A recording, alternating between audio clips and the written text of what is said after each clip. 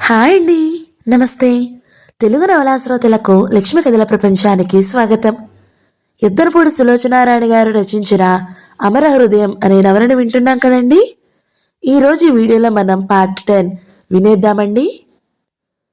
2 వారాల్లో క్రేష్ ప్రారంభమైపోయింది. ఈ 2 వారాలు అమరికి జీవితం ఉరుకురు పలుగుల మీద మారిపోయింది. సుజాత పిల్లల్ని తెచ్చి అప్పచెప్పే తల్లిదండ్రులకి దగ్గరగా బస్ స్టాప్, ఆటోలు దొరికే సదుపాయం గల బజారు కూడలి దగ్గరగా ఒక భవనం అద్దెకు తీసుకుంది. ఇంటి యజమాని ఈ దేశంలో లేడు.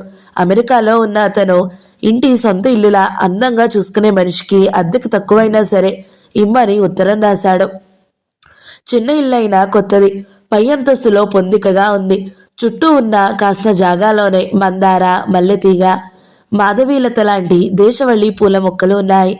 పెరట్లో కరివేపాకు చెట్టు, తులసి చెట్టు ఉన్నాయి. పట్నవాసపు సందడిలో పల్లెటూరు బడిలా శాంతి దీపంలా ఉంది ఇల్లు. ఇంటికి పడమటి వైపున ఖాళీ జాగా పెద్దదిగానే ఉంది. సుజాతకి, అమరికి ఇద్దరికి ఇల్లు చాలా నచ్చింది. అమర పైభాగంలో కాపురం ఉండేట్టు, కింద క్రేష్ ఉండేట్టు అనుకున్నారు.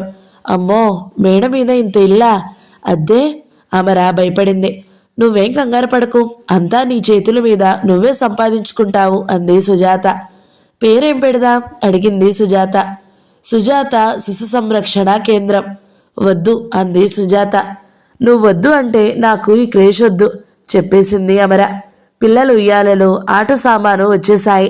స్నానం చేయించడానికి ప్లాస్టిక్ టబ్స్, బకెట్స్, తువాళ్లు, ఉయ్యాల్లో వేయడానికి మెత్తని పక్కలు, ఆడించేందుకు బొమ్మలు.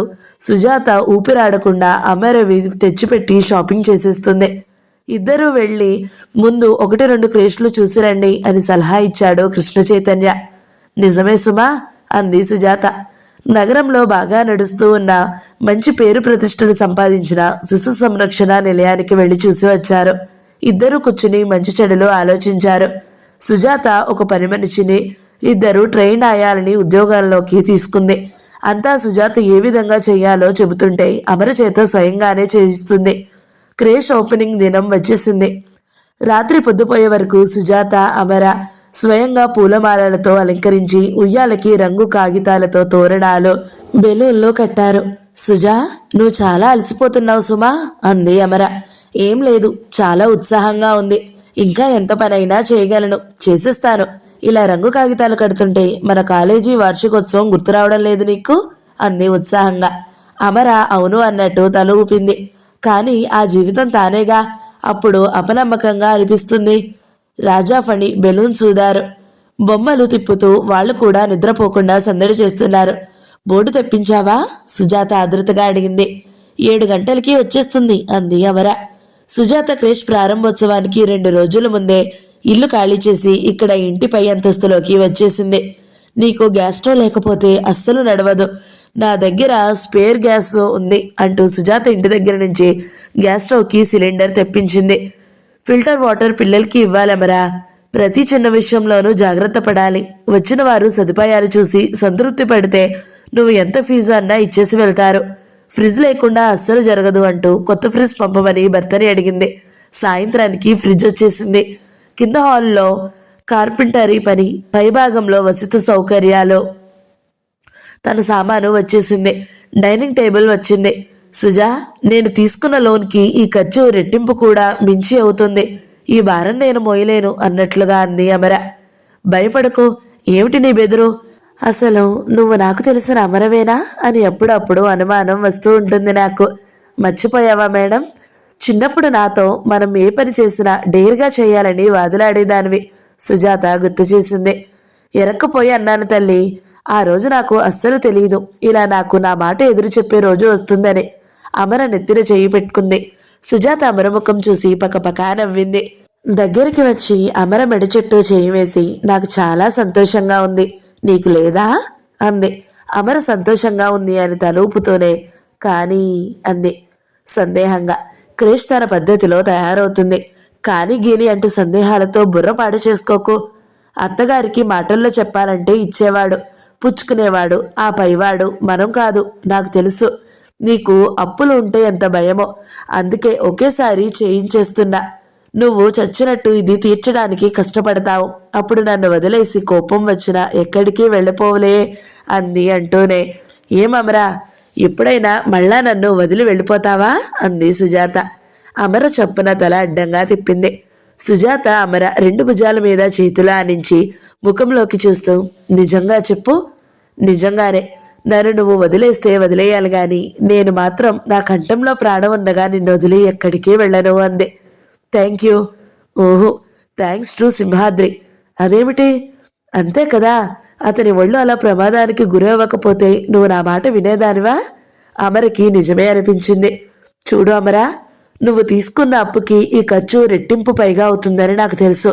నువ్వు దేనికి ఇబ్బంది పడకుండా ఈ క్రిష్ని ఏకాగ్రతతో చూసుకుని అభివృద్ధి చేసుకోవాలని నేను అనుకుంటున్నాను. ఆయన కూడా నా అభిప్రాయం కరెక్టేనన్నారు. మనమేం చేస్తాం, కొన్ని సంవత్సరాలు కష్టపడి డబ్బు దాచుకుని ఒక్కో సదుపాయం అమర్చుకుంటాం. ఇది మన దేశ పద్ధతి. విదేశీ పద్ధతి ఏమిటో తెలుసా? ముందు అన్ని సౌకర్యాలు రుణం ద్వారా తెచ్చుకుని మెల్లగా తీర్చుకుంటారు. అది బందీఖానాలో ఇరుక్కోవడం కాదా అంది అమర. మనం అనుకోవడంలో ఉంది అంత అంది సుజాత అమర చేయి పెట్టి లాగుతూ. రా, డైనింగ్ రూమ్లో డైనింగ్ టేబుల్, చైర్స్, క్రాకరీ, అల్మారా, కర్టెన్లు అన్నీ పూర్తి అయినాయి. ఒకసారి చూద్దాం అంటూ తీసుకుని వెళ్ళింది. ఇల్లంతా కూతురికి కొత్త కాపురానికి తల్లిదండ్రులు ఓ చక్క చిన్న సదుపాయం తక్కువ అవ్వకూడదా శ్రద్ధగా సర్దుబాటు చేసినట్లుగా ఉంది. ఇంటి పైభాగంలో 2 బెడ్రూమ్స్ ఉన్నాయి. ఒక గ్రిల్ వరండా ఉంది. ఒకటి ఫణికి, ఒకటి నీకు అంది సుజాత. రూమ్స్లోకి మంచాలు, సరుకులు వచ్చేశాయి. పనివాళ్లు సామాన్లు చకచక అనుభవజ్ఞుల్లా సర్దేస్తుంటే ఆ ఇంటి రూపమే మారిపోయింది. ప్రతి గదికి ఆ గది గోడ రంగుకి మ్యాచ్ అయ్యే పరదాలు. ఫణి గదిలో పిల్లల గది అని తెలిసిపోయేలా ఉంది సామాను. తనకి వేరే గది అనేసరికి ఫణి సంబరపడిపోయాడు. భలే భలే అంటూ చేతులెట్టి డాన్స్ చేశాడు. వాడికి వేరే గది ఎందుకు, నా దగ్గరే పడుకుంటాడు అంది అమర. ఊరుకో అమర, పిల్లవాడు పెద్దవాడు అవుతున్నాడు. చదువుకోవడం కూడా నానాటికి పెద్దదవుతుంది. వాడి ఫ్రెండ్స్ వస్తే నీ గదిలో ఎలా కూర్చుంటారు చెప్పు? రాజాకి మేం వేరే గది నిరుటి నుంచే ఏర్పాటు చేశాము. కానీ ఏ రాత్రి వేళ లేచి వచ్చి తండ్రి దగ్గర చేడిపోతాడో అనుకో అంటూ సుజాత ఫణిని దగ్గరికి పిలిచి, ఈ టేబుల్ సరిపోతుందా? ఈ లైట్ చాలా? ఎప్పుడు ఈ లైట్ కిందే చదువుకోవాలి, తెలిసిందా? లేకపోతే కళ్ళు పాడైపోతాయి. ఇక్కడ నీకు టేప్ రికార్డ్ పెట్టేస్తాను. ఈ అల్మారా నీ బట్టలకి, ఈ అద్దాల బీరువా నీ పుస్తకాలకి అంటూ చూపించి చెబుతుంది. ఫణి ఆనందంగా తల ఊపుతున్నాడు. రాజా బోర్గా చూస్తూ అక్కడ కుర్చీలో కూర్చుని బెలూన్ ఊదుకుంటున్నాడు. సుజాత అమర దగ్గరికి వచ్చి అడిగింది, అమరా, సంతోషంగా ఉన్నావా? ఏం సంతోషమో ఏమిటో. వెనకటికి ఒక పేదవాడు రాజుగారికి కాస్త సాయం చేయండి ప్రభు అంటే ఆయన ఒక ఏనుగు శాంక్షన్ చేసి బాగుపడు అన్నాడట. అట్టా ఉంది నా పరిస్థితి ఇప్పుడు. సుజాత గట్టిగా నవ్వేసింది. మమ్మీ, ఇంటికి వెళదాం అంటూ మారంగా అన్నాడు రాజా. అమర్కి ఈ సదుపాయాలు తనకి కొడుక్కి మధ్య అడ్డుగోడలా అనిపిస్తున్నాయి. వాడిది వేరే ప్రపంచం, తనది వేరే ప్రపంచంగా సుజాత విడగొట్టేస్తుంది. అంతటా పని పూర్తి అయిపోయింది. అమర చేతనే పనివాళ్ళకి డబ్బు ఇప్పించింది సుజాత. డ్రైవర్, ఫణి, రాజా వెళ్లి దుర్గమ్మ గారిని తీసుకుని వచ్చారు. ఆవిడ కాలు నొప్పి వల్ల మెట్లు ఎక్కలేకపోయింది. ఫణి డ్రైవరు, పండు ఇద్దరూ దాదాపుగా ఆవిడని చేయితుల మధ్య ఎత్తినట్టే పైకి తీసుకుని వచ్చారు. ఆవిడ ఇల్లుని చూసి ఆనందపడింది. నాకు గది వద్దే అమ్మా, ఈ వరండా బాగుంది, గ్రిల్ ఉంది, గాలి బాగా వస్తుంది, మంచం ఇక్కడ వేసుకుంటాను అంటూ ఎన్నిక చేసుకుంది. వద్దత్తగారు, అక్కడే బాగుంటుంది. ఈ వరండాలో మంచం వేస్తే బాగుండదు. ఇక్కడ ఈ కర్టెన్ ఉండాలి అంది సుజాత. అలాగా, సరేలే అంది ఆవిడ. సాయంత్రం అవుతుండగా కృష్ణ చైతన్య వచ్చాడు. అతని వెంట డ్రైవర్ పూలదండలు, చమ్కీలు ఉన్న పెద్ద బుట్ట తెచ్చాడు. సుజా, ఉదయం 7:30కి ప్రారంభం కదా, లిల్లీ దండలు వాడిపోవు. ఈ పూటే తెప్పించేశాను. బుట్టలో నుంచి తీసి ఫ్రిడ్జ్లో పెట్టేస్తావా అన్నాడు. సుజాత అలాగే అన్నట్టు చూసింది. అమరా, సుజాత కలిసి బుట్టలో నుంచి దండలు తీసి ఫ్రిడ్జ్లో సర్ది పెడుతున్నారు. సుజా, ఇదిగో మిసెస్ రవీంద్ర, మిసెస్ చక్రవర్తి కూడా పిల్లల్ని పంపుతామని అన్నారు. ఇవిగో అప్లికేషన్ ఫామ్స్, డబ్బు అంటూ ఇచ్చాడు. సుజాత మిసెస్ చక్రవర్త అంటూ తీసుకుంది. కృష్ణ, మిస్సెస్ చక్రవర్తి సందేహంగా అంది. పర్వాలేదు సుజా, భయపడకు. ఈ క్రేష్ మనది కాదుగా. ఓపెన్ అయిన తర్వాత మనకేం సంబంధం లేదు అంటూ ధైర్యం చెప్పాడు. సుజా అప్లికేషన్ ఫారమ్స్, డబ్బు అమర చేతికిచ్చింది. పర్వాలేదు, పిల్లలు 10 మంది ఓపెనింగ్ రోజునే ఉన్నారు. గుడ్ స్టార్టింగ్ అంది. అమర అప్లికేషన్స్ ఫైల్లో పెట్టి డబ్బు బీరువాలో పెట్టి వచ్చింది. అమర సుజాత పూలదండలు తీస్తున్నారు. కృష్ణ చైతన్య ముందు వరండాలో డ్రైవర్కి ఏదో ఆదేశిస్తున్నాడు. సుజా, మిసెస్ చక్రవర్తి ఎవరు? మధు ఫ్రెండ్. మధు తిక్కని ప్రోత్సహించి మా కుటుంబంలో అగ్నిలో ఆజ్యం పోస్తూ మాకు మరిన్ని కలతలు తెస్తూ ఉంటుంది అంది బాధగా. మరి ఆవిడని మనం చేర్చుకోకపోతే ఏమవుతుంది? అదే నా ఉద్దేశం కూడా. కానీ మాధవి గోల చేస్తుంది. దానికంటే ఇదే నయం అంది సుజాత. ఇల్లంతా లిల్లీలు, గులాబీలో మరువం సువాసన పరిమళంతో నిండిపోయింది. కృష్ణ చైతన్య కింద ఉయ్యాలలు, మిగతా వసతులు పర్యవేక్షించడానికి వెళుతుంటే అతన్ని చేయి పట్టుకుని ఫణి, డాడీ నా గది చూడవా ఎంత బాగుందో అంటూ తీసుకెళ్లాడు. కృష్ణ చైతన్య ఫణి గది చూసి మెచ్చుకుని బాగుంది అని ప్రశంసించి కిందకి వెళ్ళాడు. సుజాత ఆపూటే అమరని పాలు పొంగించేవంది. అవునే అమ్మా, ఈ రోజు మంచి రోజు, అందుకేగా ఈ పూట వచ్చాను. నీ నామ నక్షత్రానికి దివ్యంగా ఉంది. బుధుడు చాలా మేలు ఈ పూట చేస్తాడు అంది. అందుకేనా అత్తగారు నిన్న మాతో రమ్మనమని ఎంతో బలవంతం పెట్టినా రాలేదు అంది సుజాత. ఏదోలేమ్మా, పెద్దవాళ్ళం, ఈ చాదస్తం మాది అందావిడ. అమర స్టవ్ వెలిగించింది. సుజాతని పాలగిన్నె పెట్టమని అందించింది. నువ్వే పెట్టాలి, ఇది నీ ఇల్లు అంది సుజాత. ఊహు, నువ్వు కూడా పెట్టవచ్చు, ఇది మరే ఇల్లు అంది అమర. అలా అన్నావు, బాగుంది. ఓకే. సుజాత పాలగిన్ని స్టవ్ మీద పెట్టింది. సుజాత కొని తెచ్చిన కొత్త గిన్నె అది. గిన్నెల పాలు కాగి కదిలి పొంగుతుంటే పిల్లలు భలే భలే అంటే చప్పట్లు కొట్టి గంతులు వేశారు. కృష్ణ చైతన్య పైకి వచ్చాడు. సుజా పిలిచాడు. వస్తున్నా అంటూ వంటింట్లో నుంచి బయటికి వచ్చింది. రేపే సరిగ్గా మనం 7:30కి ప్రారంభం చేసేయాలి. డాక్టర్ ఉమకి మెడికల్ కాన్ఫరెన్స్ 8:30కి ఉందట, వెళ్ళిపోవాలి అంది. ఓ, మేమన్నీ సిద్ధం చేసి రెడీగా ఉన్నాం.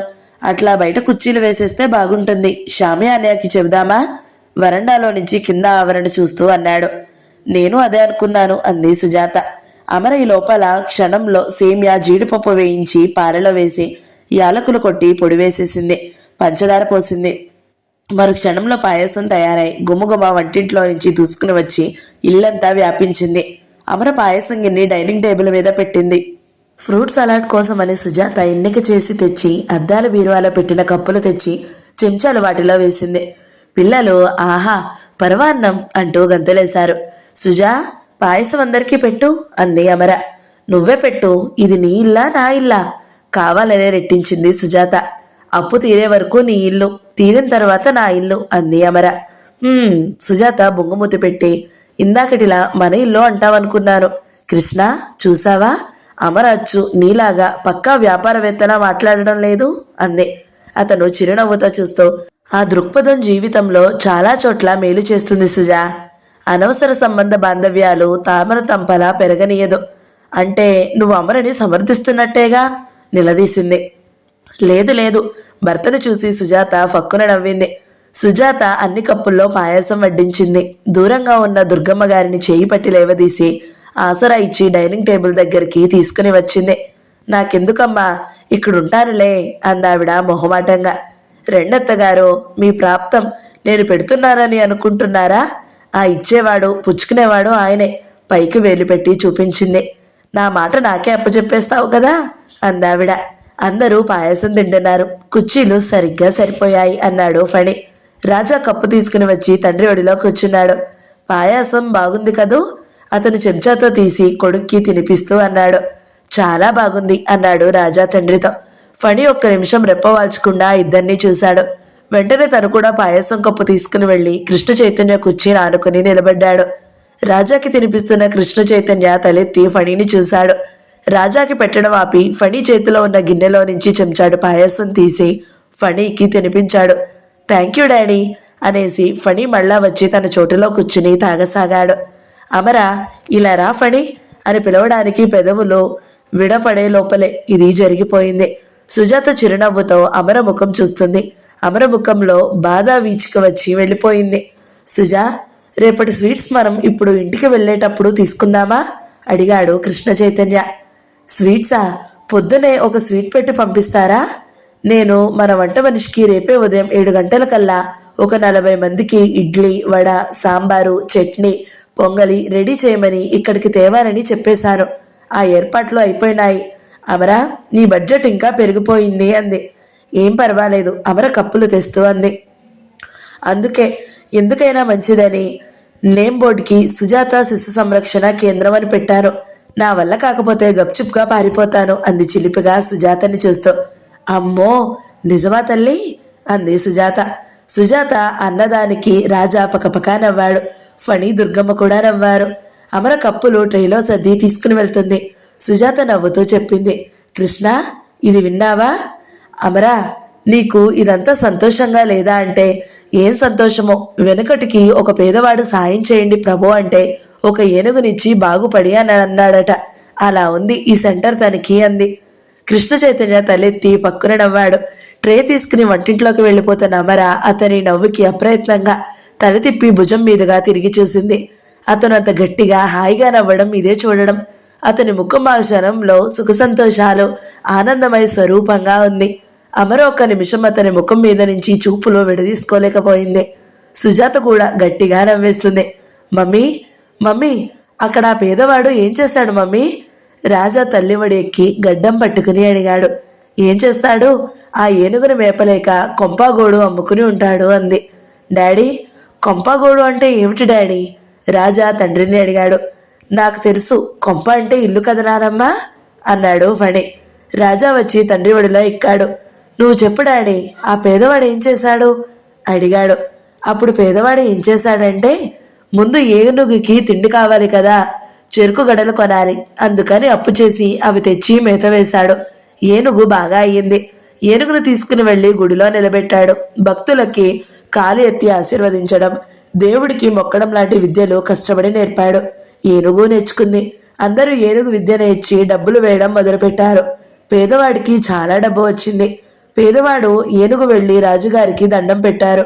మేం చాలా బాగున్నాం మహాప్రభో అని చెప్పారు. దీనిలో మోరలుందా? ఉంది. దేనికి బెదిరిపోకూడదు, కష్టపడి పనిచేయాలి, ధైర్యంగా ఉండాలి, మంచి రోజులు మనకి వస్తాయి అని ఎదురు చూడాలి. ఫణి ఉత్సాహంగా వింటున్నాడు. మా అమ్మ కూడా అచ్చు ఈ మాటనే చెబుతుంది నాకు అన్నాడు. అమ్మకి నువ్వు సాయంగా ఉండాలి అంది సుజాత. ఓ అన్నాడు ఫణి. మరి నన్ను కూడా చూస్తావా అంది సుజాత. ఓ అన్నాడు. మీ నానమ్మని? నానమ్మని కూడా. అందరిలోనూ ముందుగా ఎవరిని చూస్తావురా ఫణి అంది సుజాత. ఫణి అందరినీ కలయ చూశాడు. అతని చూపులు కృష్ణ చైతన్య మీద నిలిచాయి. మళ్ళా తల్లి వైపును మళ్ళాయి. మా అమ్మని అన్నాడు. అందరూ నవ్వేశారు. అమ్మో, నీ కొడుకు చాలా లాయల్ అమరా సుజాత అంది. కృష్ణ చైతన్య చిరునవ్వుతో ఫణినే చూస్తున్నాడు. అమర ముఖం ప్రసన్నంగా అయింది. ఫణి వైపు చూసింది. అమర ముఖంలో ఒక దివ్యత్వాన్ని చూస్తున్న అనుభూతి. మర్నాడు క్రేష్ ప్రారంభోత్సవం నిరాడంబరంగా జరిగిపోయింది. సుజాత శిశు సంరక్షణ కేంద్రంలో చేర్పించిన పిల్లలందరూ 6 నెలల నుండి 8 సంవత్సరాల లోపు వారు 10 మంది పిల్లలు చేరారు. ఆ పిల్లలు తల్లులందరూ ఉద్యోగస్తులైన స్త్రీలే. వారికి పిల్లలు అంటే ప్రాణం. ఉద్యోగ విధి నిర్వహణలో ఇల్లు వదిలి వెళ్ళిపోవలసిన వారు. వీళ్లను చూసేవారు లేక తల్లడిల్లుతున్న పరిస్థితుల్లో స్వయంగా సుజాత స్నేహితురాలు శిశు సంరక్షణ కేంద్రం స్థాపిస్తుందని చెప్పగానే మేం చేర్పిస్తామని ముందుకు వచ్చారు. దాదాపు అందరూ సుజాత కృష్ణ చైతన్య కుటుంబానికి పరిచితులే. ఇంకా 10 మంది ఉన్నారు, వెయిటింగ్ లిస్టులో ఉన్నారట. డాక్టర్ ఉమా ఈ కేంద్రానికి పిల్లల ఆరోగ్య సలహాదారుగా నియమితురాలయ్యింది. తెల్లగా, బొద్దుగా, పొట్టిగా, పెద్ద బొట్టుతో డాక్టర్ ఉమా సరదాగా అందరినీ నవ్విస్తూ తను నవ్వుతూ ఉంటుంది. నవ్వు మనిషికి బలవత్కరమైన ఔషధం. మీరెప్పుడు ఈ ఔషధం సేవిస్తూనే ఉండాలి అంటూ ఉత్సాహపరుస్తుంది. మన జీవితాల్లో అసలు హ్యూమర్ మిస్ అయిపోతుందర్రా. ఎంతసేపు లేచిన మొదలు పేపర్ తెరిచినప్పటి నుంచి చంపడాలు, తగలబెట్టడాలు, మానభంగం కేసులే కదా. టీవీ పెట్టినా, వీసీఆర్ పెట్టినా భయానక దృశ్యాలు అవి మొత్తుకుంటుంది. డాక్టర్ ఉమకి పిల్లల వ్యాధి నిపుణురాలిగా మంచి పేరు ఉంది. ఆమెకి తెలిసిన వారు కూడా తమ పిల్లల్ని చేర్పిస్తామంటున్నారు. కృష్ణ చైతన్య గారు, త్వరలోనే మీరు ఆ మేడ మీద మరో మేడ ఈ పిల్లలకి వేయించాల్సి వస్తుందేమో అంది ఉమా. ఉదయం అనుకున్నట్లే సరిగ్గా 7:30కి ప్రారంభోత్సవం అయిపోయింది. అందరూ సుజాత పర్యవేక్షణలో బ్రేక్ఫాస్ట్ తిని వెళ్ళిపోయారు. అందరూ వచ్చి అమరా, wish you all the best అని శుభాకాంక్షలు చెబుతుంటే అమరా సుజాత ఎక్కడుందో ఆమెకి చెందాలి ఈ శుభాకాంక్షలు అన్నది. సుజాత కోసం చూడసాగింది. 10 గంటలకి అందరూ వెళ్ళిపోయారు. సుజాత కూడా బంధువులు వస్తున్నారమరా అంటూ కృష్ణ చైతన్య రాజాలతో వెళ్ళిపోయింది. ఆయాలు ట్రైనింగ్ అయిన వారే. అమర మేడ దిగి మాటి మాటికి వచ్చి పిల్లల్ని చూస్తుంది. ఆయాలు పిల్లల్ని ఆడిస్తున్నారు. 1 గంటకి పాలు పట్టి నిద్ర పుచ్చేశారు. ఒక ఆయా ఉంది. రెండో ఆమె భోజనానికి ఇంటికి వెళ్ళింది. అమర వరుసగా తిరుగుతూ ఉయ్యాలలో నిద్రపోతున్న వారిని, మంచం మీద పడుకుని బలవంతంగా కళ్ళు మూసుకుని నిద్ర నటిస్తున్న పిల్లల్ని చూసింది. కొద్దిసేపటికి వాళ్ళు కూడా నిద్రపోయారు. ఆయా అమరిని చూస్తూ, మీరు కాసేపు రెస్ట్ తీసుకోండమ్మా, నేను చూసుకుంటాను వీళ్ళని అంది. అమర పైకి వచ్చింది. అత్తగారు తను ఫనీ డైనింగ్ టేబుల్ దగ్గర భోజనం చేశారు. ఫనీ తల్లికి ప్లేట్స్ తీయడంలో సాయం చేసింది. తను గదిలో చదువుకోవడానికి వెళ్ళిపోయాడు. అమర వంట ఇల్లు సర్ది వచ్చింది. ఫణి కృష్ణ చైతన్య ఇచ్చిన రంగు పుస్తకం శ్రద్ధగా చదువుతున్నాడు. అమరా, ఇది మనదేనా అనిపిస్తుంది నాకు. మర్చిపోలేకపోతున్నాను సుమా. దేవుడు చేత్తో చెరిపివేసి మళ్ళా గీసి ఇచ్చినట్లు కష్టాలు ముంచేసి సుఖాలు ఇచ్చినట్లుంది. నాకు ఇంకేం వద్దమ్మా. ఇలా వాడిని చూసుకుంటూ నీ చేతుల్లో వెళ్ళిపోతే చాలు అంది. ఆవిడ మాటల్లో ఎంతో తృప్తి, ఆనందం. అమర తన గదిలోకి వచ్చింది. కట్టెళ్ళు అప్పటికే ఫణి లాగేశాడు. ఇల్లు చల్లగా హాయిగా ఉంది. ప్రశాంతంగా పరిసరాలు, అన్ని సౌకర్యాలు ఉన్న ఇల్లు. మంత్రదండంతో మార్చివేసినట్లుగా ఉంది పరిస్థితులు. అమర మంచం మీద పడుకుంది. పైన ఫ్యాను, మెత్తటి పక్క. ఉదయం అందరి అభినందనలు గుర్తుకు వస్తున్నాయి. సుజాత అంటే మనసు కృతజ్ఞతాభారంతో నిండిపోతుంది. కృష్ణ చైతన్య డైనింగ్ టేబుల్ దగ్గర కూర్చుని రాజాకి పాయసం తినిపిస్తూ చెప్పిన పేదవాడు ఏనుగు కథే మాటి మాటికి గుర్తుకు వస్తుంది. అందులో తను నేర్చుకోవాల్సింది ఎంతో ఉంది. అతను సుజాత చెప్పినప్పుడు ముఖమెత్తి పకాలన నవ్వే గుర్తుకు వస్తుంది. అది మనసులో నుంచి అప్రయత్నంగా సూటిగా స్పందిస్తూ వచ్చిన నవ్వు. ఆ నవ్వడంలో అతనిలో ఎప్పుడూ ఉండే గాంభీర్యత లేదు. సాధారణంగా స్వేచ్ఛల మధ్య ఉన్నప్పుడు అరమరికలు లేకుండా కులాసాగా ఉండే నవ్వు అది. ఫణి అమ్మను చూస్తాను అనడం కూడా గుర్తుకు వచ్చింది. మనసంతా తేజోమయ ఆనంద రూపంగా మారింది. ఈ జీవితం 1000 సంవత్సరాలుగా జీవించినా తృప్తి తీరదు అన్నంత ఆనందంగా ఉంది. ఈ ఆనందంలో తన వ్యక్తిగత స్వేచ్ఛ ప్రకాశిస్తుంది. విశాలమ్మ గారి గెద్ద చూపుల నుంచి, ఇరుగు పొరుగు వారి ఈటల్లాంటి మాటల నుంచి తప్పించుకుని ఇలా ప్రశాంతంగా సుఖంగా ఉండే రోజు వస్తుందని కలలో కూడా అనుకోలేదు. అమరికి చాలా ఏళ్ల తర్వాత తను మళ్ళీ నిజంగా జీవిస్తున్నాననే స్పృహగా అనిపించసాగింది. తనకి తెలియకుండా ఈ శిశు సంరక్షణ కేంద్రం ఎంతో సునాయాసంగా ఏర్పడిపోయి తనకి దానికి అధిపతిని చేసుకుంది. ప్రాప్తం ఉంటే ఇదే కాబోలు. మంచి రోజులు రావడం అంటే ఇంతే కాబోలు. అమర్కి కృష్ణ చైతన్య చెప్పిన ఏనుగు కథలో పేదవాడు గుర్తుకు వచ్చాడు. తనకి ఆ పేదవాడే ఆదర్శం. అతనిలాగానే కష్టపడి ఫలితం సాధించి తీరాలి. సుజాత తాడుకొని చేతికి తెచ్చి అందించింది. ఇక మొత్తం తారే అల్లేయగలదు. శ్రమకి భయపడే మనస్తత్వం కాదు తనది. ఈ పని చేయగలడా అనే పిరికితనం, వెనకడుగు తనకి తెలియదు. అమర చాలా తృప్తిగా ఉంది. శాప విమోచన పొంది మళ్ళీ తన జీవితం తను పొందినట్లుగా ఉంది. తనకి శాప విముక్తి గావించిన సుజాతకి కృష్ణ చైతన్యకి హృదయాంజలి ఘటించింది. 4 నెలలు ఇట్టే గడిచిపోయినాయి. వర్ష ఋతువు ప్రారంభమైంది. ఉండి మధ్యలో 4-5 రోజులు కుండపోతగా వాన కురుస్తుంది. బయట ఎడతెరిపి లేకుండా వాన పడుతుంటే మేడ మీద వంట ఇంట్లో ఫణి రాక కోసం వేచి చూస్తూ పలహారం తయారు చేస్తున్న అమర మనసు సంతోషంగా నిశ్చింతగా అనిపిస్తుంది. కిటికీలో నుంచి గాలి కొట్టుకుంటున్న కిటికీ తలుపుల్ని చూస్తుంటే మూయడానికి వచ్చిన ఆరు బయట ఏకదారిగా కురుస్తున్న వర్షం చూడముచ్చటగా అయిన దృశ్యం కనిపిస్తుంటే కిటికీ రెక్క పట్టుకుని అలాగే చూస్తుంది అమర. అది వరకే వాన కురుస్తుంటే ఎంత నరకంగా ఉండేదో ఆ బజారు, ఆ ఇల్లు మాటి మాటికి గుర్తుకు వస్తున్నాయి. ఇంటి నిండా వానే. బయటకి అడుగు పెట్టాలంటే భయం. ముఖ్యంగా ప్లాస్టిక్ కవరు వాన కోటులా వేసుకుని ఫణి తెల్లవారుజామున లేచి పాల ప్యాకెట్లు ఇవ్వడానికి జర్రున జారే వీధిలో వెళుతుంటే ప్రాణం ద్రవించిపోయేది.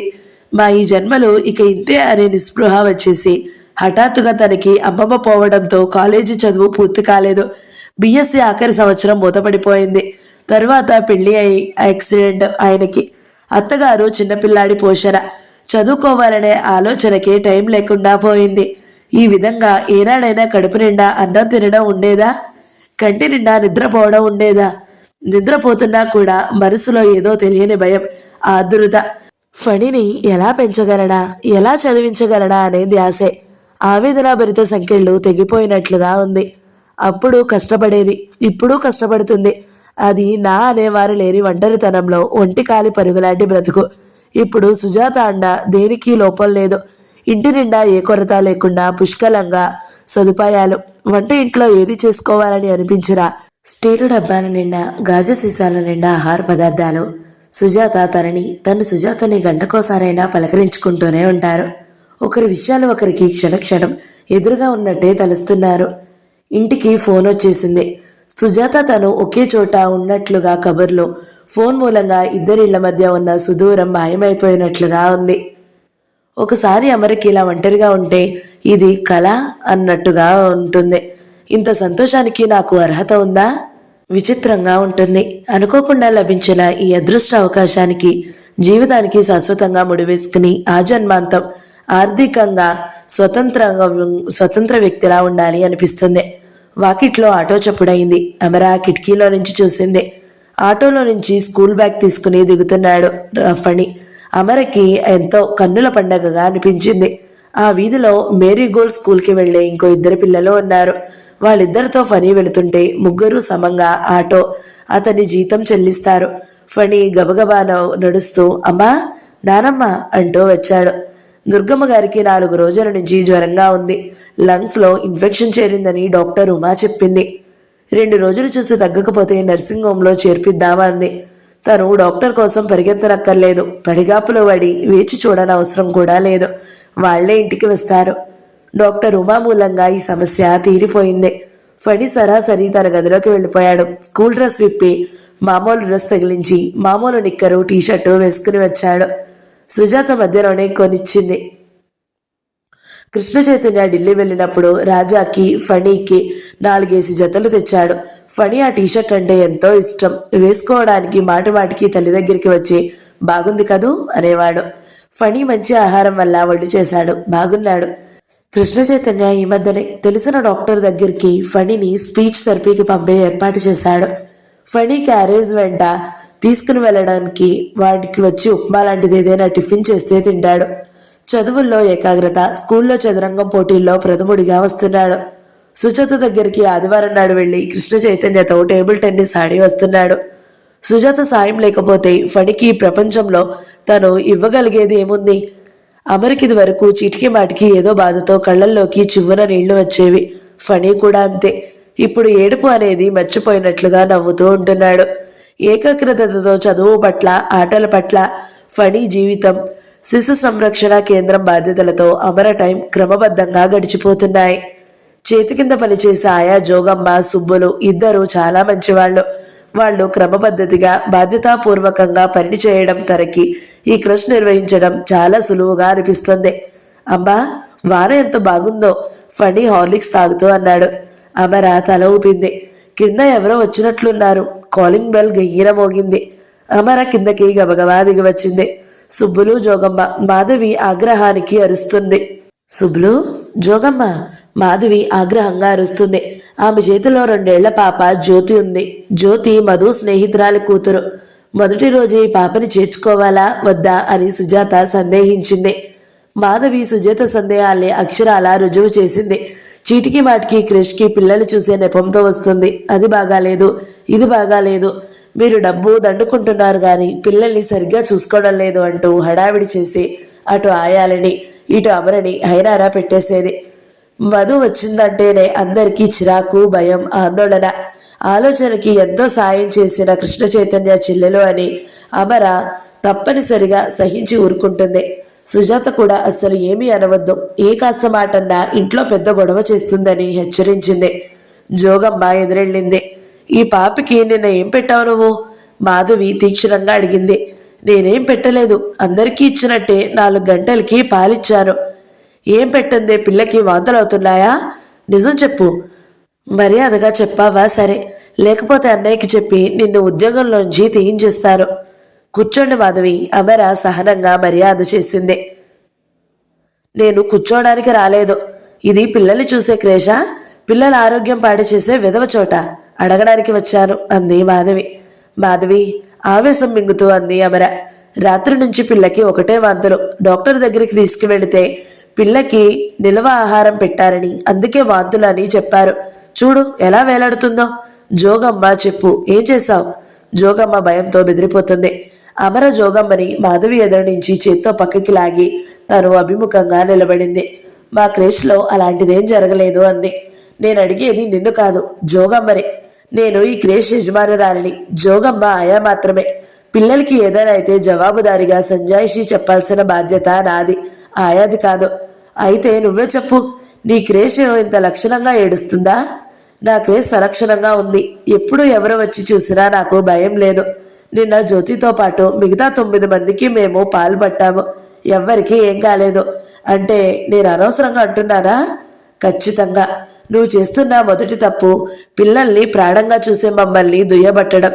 రెండోది జ్వరం, వాంతులవుతున్న పసిపిల్లని వేసుకుని నీవిలా రావడం. నీకు ఆ మాత్రం తెలీదా? చదువుకున్న దానివి, బయట చలిగాలి ఎంతగా ఉంది. నోర్ముయ్, షటప్, మర్యాదగా మాట్లాడు.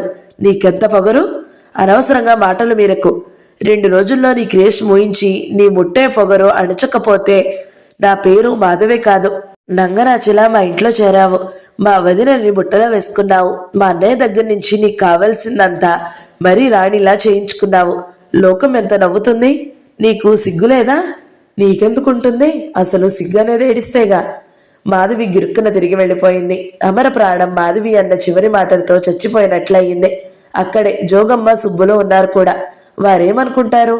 ఈ ఇంటికి వచ్చి తనని అంత అవమానం చేయాల్సిన అధికారం మాధవికి ఎవరిచ్చారు? అమర వెళ్ళి సుజాతకి ఫోన్ చేసింది. కానీ ఐలయ్య అయ్యగారు బయటికి పని మీద వెళ్లారని చెప్పాడు. సుజాత రాగానే ఫోన్ చేసింది. అమర జరిగింది చెప్పింది. నేను ఏదో ఇలా బద్దలవుతుందని అనుకుంటూనే ఉన్నాను అంది. మధు ఎందుకు ఇలా చేస్తుంది సుజా? అంది అమర బాధగా. పాయసంలో పుల్లల మాధవి ఏదో రకంగా మన సంతోషాన్ని ప్రాణాంతకంగా చేస్తూనే ఉంది. అదంతా నా మీద సాధింపు. నేను బ్రతకడం, ఈ ఇంట్లో కృష్ణ భార్యగా ఉండడం మధుకి అస్సలు ఇష్టం లేదు. నేను చచ్చిపోతే సంతోషించే మనిషి తను. ఛీ సుజా, మావేం మాటలే, ఉన్న మాటలే అమరా. ఎప్పుడో ఒకసారి మాధవి చేసే హఠానికి అనే మాటకి గుండె బద్దలై చస్తాను నేను, అది నిజం. సుజా ప్లీజ్, నువ్వు ఆదురత పడకు. నా స్నేహితురాలిగా నువ్వు ఇలా స్థిరపడడం, నాకు తోడుగా అండగా ఉండడం మాధవి సహించలేకపోతుంది.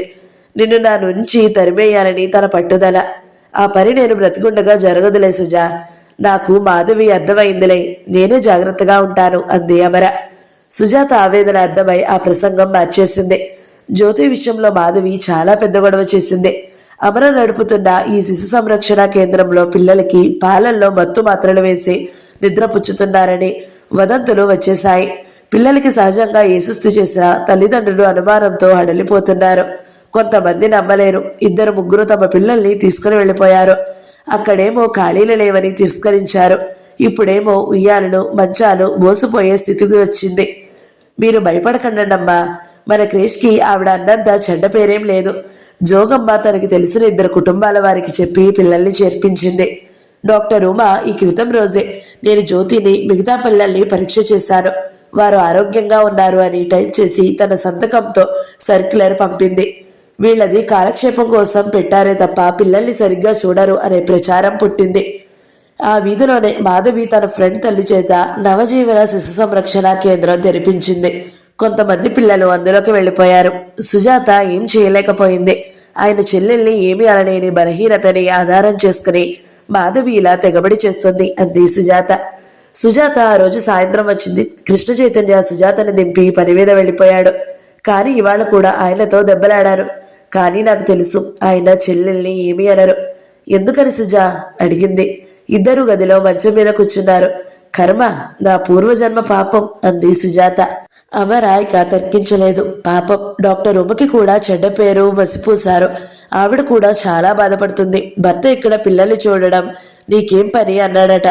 నేను మారాను. ఎందుకు మారాలి? వాళ్ళు తప్పు చేయలేదు అందట. వాళ్ళింట్లో అది గొడవ. అమర తలదించుకుంది. జీవితం సాఫీగా గడిచిపోతుంది, ఒక ఒడ్డుకు చేరుతుంది అంటే ఈ సమస్యలు. అమర సుజాతకి కాఫీ కలిపి తెచ్చి ఇచ్చింది. సుజాత కాఫీ తాగే ముందు మందు తీసుకుని వేసుకుంది. మళ్ళా మందులు వేసుకుంటున్నావా అంది. అమరా అంది సుజాత. ఏమిటి సుజా ఇది? మాధవి నా అంతు చూస్తేనే గాని వదలదు, నాకు తెలుసు. సుజా కాసేపు రిలాక్సింగ్గా పడుకో. అమర బలవంతంగా పడుకోబెట్టి తల కింద దిండు సరిచేసింది. నా దగ్గరగా కూర్చో అమరా అంది సుజాత. అమర కూర్చుంది. నీ దగ్గర ఇక దాచలేను. మాధవి ఇలా నా మీద ఎందుకు కక్షగా తీర్చుకుంటుందో తెలుసా? మాధవి భర్తని ప్రేమించింది. పెళ్లి చేసుకోమంటే తన చెల్లెల్ని కృష్ణకు చేసుకోవాలని షరతు పెట్టాడు. మా వారు ఒప్పుకోలేదు. మా మా మామగారు కూడా అంగీకరించలేదు. అసలు మాధవి భర్త వీళ్ళకి ఇష్టం లేదు. అతని ప్రవర్తన మంచిది కాదు. మాధవిని చేతిలో ఉంచుకున్నాడు. మాధవిని పెళ్లి చేసుకుని వేధిస్తూ దూరంగా ఉంటున్నాడు. అతని చెల్లెల్ని కృష్ణ చేసుకుని ఉంటే తన జీవితం ఇలా నరకంగా ఉండేది కాదని మాధవి నమ్మకం. వాళ్ళు దుష్టులు, ఏం చేసినా వేధించడం మానరు. అది వాళ్ళ నైజం. వారిని తృప్తిపరచలేం అని కృష్ణ చెల్లెలికి నచ్చజెప్పినా మాధవి వినదు. భార్యాభర్తల స్పర్ధలు, ఇంటి నుండి దూరంగా పంపిస్తే జీవితం ఏం నరకం చేసుకుంటుందోనని కృష్ణ అనుమానం. కృష్ణతో పెళ్లి నిశ్చయం అవగానే నా అదృష్టానికి మురిసిపోయాను. కానీ ఈ ప్రపంచంలో అందరి ఆడపిల్లల కంటే మరీ అదృష్టవంతురాలని అనుకున్నారు. కానీ నా అంత దురదృష్టవంతురాలు ఈ లోకంలో ఎవరూ ఉండరేమో. సుజాత కళ్ళ నుంచి నీళ్లు జారినాయి. సుజా, అమర కళ్ళ నీళ్లు చేత్తో తుడిచింది. మాధవికి అతనికి డైవర్స్ ఇప్పించి మాధవికి వేరే పెళ్లి చేద్దామని ఆనందంగా ఉంటే ఈ సమస్య తీరుతుందేమో.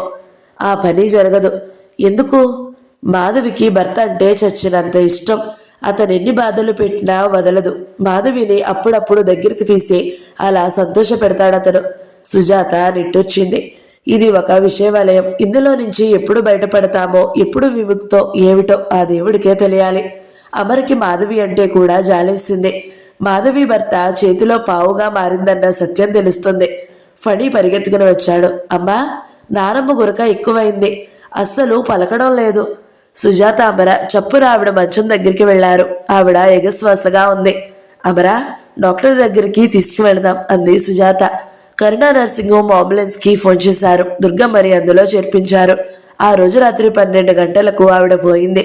సుజాత, కృష్ణ చైతన్య అమర దగ్గరే ఉన్నారు. మర్నాడు దహనం ఏర్పాట్లకి వాళ్లే సాయం చేశారు.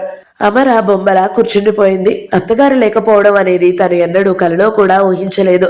ఫణి తను, ఆ కుటుంబం ఇంకా చిన్నదైపోయింది అనిపించింది. అమర హృదయం 10వ భాగం సమాప్తం. ఈ వీడియో మీకు నచ్చినట్లయితే లైక్ చేయండి, షేర్ చేయండి, మంచి కామెంట్ పెట్టండి. ఎవరైనా మొదటిసారి మన ఛానల్ని చూస్తున్నట్లయితే సబ్స్క్రైబ్ చేసుకోండి. Thank you so much for watching.